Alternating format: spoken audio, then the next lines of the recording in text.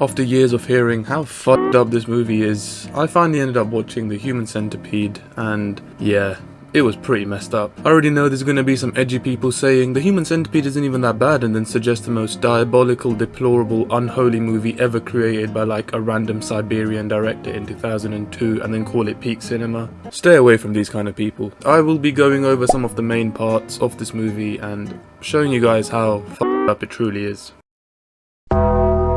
The movie starts off with these two lovely ladies, whose names I do not remember. These two American ladies are in Germany doing a road trip together.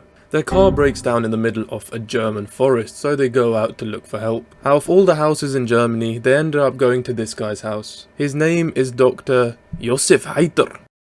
Awfully similar to an Austrian painter I once heard about. Anyways, Dr. Josef loves experiments. His life achievement was that he separated joint twins. Instead of calling it a day there, he played the Uno reverse card and decided he wants to now join people together. These two girls rock up to his yard, yappa yappa. Let me in! They go inside, the doctor gets all giddy, he gives them drugged water and takes them down to his basement. Standard Friday night. Right, firstly, these girls have got to realise this dude is dodgy when they walk into his house and see this picture. That's just a fat red flag. Also, bro starts bugging out for no reason whilst talking to them. I mean, surely you gotta jump him at this point or just dip. But these two girls are stupid and end up getting caught and drugged. Now the two girls wake up and find themselves strapped to a hospital bed. There's also a third bed with a Japanese tourist strapped to it whose name is Katsuro. I felt so bad for this Japanese tourist because, number one, he don't even speak English, so he has no clue what he's even gotten himself into. No. Anyway, game's the game, what can you do about it? Stop crying and move on. One of the girls tries escaping and manages to break free. Instead of making a run for it, she makes a U-turn to try and get her other friend. I'll take you with me! Which, at first is respectable, right? But she's a dickhead though, cause she didn't even try saving my Japanese brother Katsuro, she just left him. Anyways, her plan fails and they both end up getting caught by Dr. Josef. Headshot.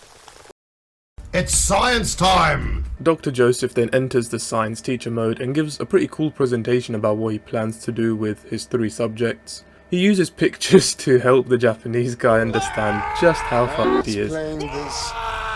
He then explains his goal is to make one singular digestive system by combining their faces to the other person's booty cheeks. Also, because the girl tried escaping, she gets the punishment of being in the middle, so... Unlucky! Now, this is the part of the movie which gets a bit, freaky. The doctor does his experiment and he makes the Human Centipede. Oh my god, name of the movie. Now let me break down what the doctor has done, okay? The Japanese guy is first in the train. Then the girl, which tried escaping, is behind him.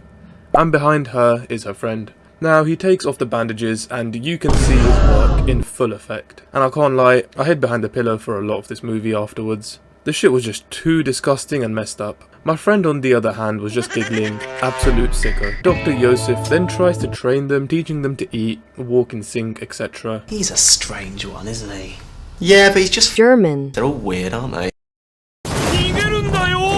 Anyways, later on some detectives turn up and start asking questions about the missing people. During this time, our Japanese goat Katsura comes up with a plan to hide and surprise attack the doctor when he comes down to the basement. So the three of them in their little train go into stealth mode. The doctor comes down after the detectives leave, the doctor actually tried drugging those detectives as well to extend the train, but they didn't end up drinking his water. Pause. The doctor does come down and the Japanese guy attacks him. Then the three of them coordinate to crawl up the stairs without destroying the train and absolutely ripping their faces off. Once again, the Japanese guy is a goat. He can't speak English. He just communicates through sheer, I don't know, like aura or something. The train try escaping through a broken window which was broken at the start of the movie, but the doctor ended up fixing the broken window before they all realise they are screwed. But the Japanese guy takes it a little bit too far. This shit, I'm out. And basically commits seppuku, which he basically commits suicide, right? So for all his good work throughout the movie, he absolutely just chucks it all in the bin by committing suicide, leaving the other two girls in just eating his butt, basically. Like, what are they meant to do at this point? They can't, they're stitched to him. like, he screwed them royally, so he was a bit stupid there. But I mean, I can't understand it. Like, it's just long trying to walk around like that as well. Like, imagine they make it out the house and they walk down the street. It's gonna look mad. Maybe he did the right thing, I don't know. Also, I forgot to mention, but one of the things which makes this movie extremely disgusting is the fact that the girl at the end actually ends up having like an infection, and the movie zooms in on her face, stitched to the booty, and they show the pus and blood coming out. Oh, that is nasty. At the end of the movie, the detectives come in once again because they're like, something was fishy about that doctor. Wait a minute.